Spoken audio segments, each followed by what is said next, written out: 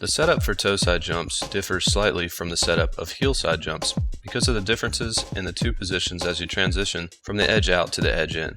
In this video, I'm going to explain how these differences affect your setup for Toeside jumps, and how the setup can directly affect your edge in and pop at the wake. First, let's compare the two setups so you understand how your body position on the board can hinder your momentum. During a Heelside jump setup, you edge out toeside, and during this toeside edge out, your body twists, but then untwist as you coast and then transition to your other edge to start your approach. Since you are untwisting to transition from one edge to another, there's nothing hindering or slowing the start to your edge.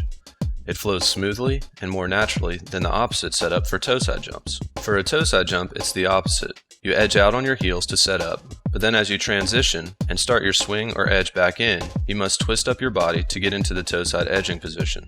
This awkward position or twisting up motion cuts your momentum a bit and causes riders to slow down in the water, or actually sink a bit in the water since they are slowing down.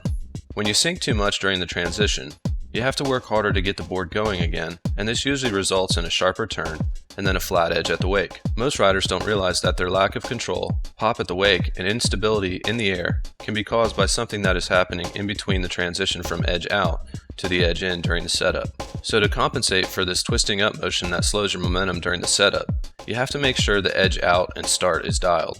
Take a look at these common mistakes that are made on the way out, which directly affect the end result. Then we will compare them to the proper way to set up. The first is a multiple edge out on your heelside edge to set up.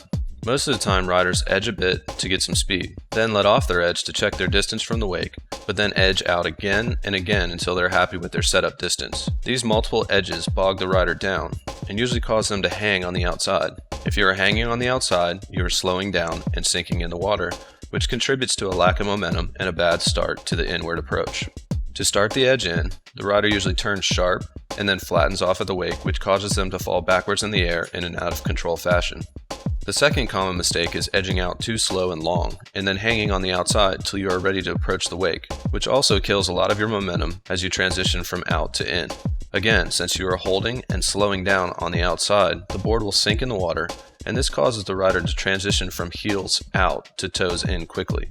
This sharp turn to start your movement inward often causes riders to flatten off, resulting in a loss of pop, control, and stability in the air, just like the first mistake. To correct these problems and compensate for the twisting into position that occurs during the start of the approach, it is important that you swing out properly. Start at the wake on the outside in the trough of the wake. This is your start point. Now before edging out, drift up the face of the wake a bit, or go uphill a bit so that you can fall back down the wake or down the hill to build speed. As you fall down the face of the wake, start an aggressive edge out, but make sure that it is only one edge out. If you edge more than once or have any hitches or bobbles in the edge out, you have broke your rhythm and momentum. Go back to the wake and start over. After you edge out and build enough speed out, come off edge to flat so you coast freely with a lot of momentum. Now here is the big difference.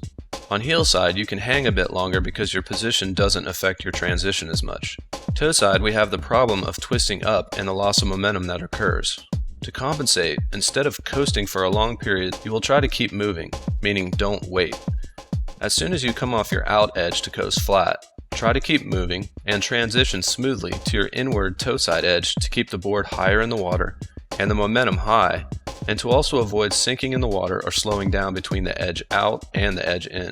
Make sure that you don't turn in fast enough so you get slack in the rope. A perfect transition maintains speed without sinking or slowing, keeps the rope tight, avoiding a slack line, but also starts the edge inward with a natural swing and a slow, smooth start of the edge to ensure that you edge at and up the wake without flattening off.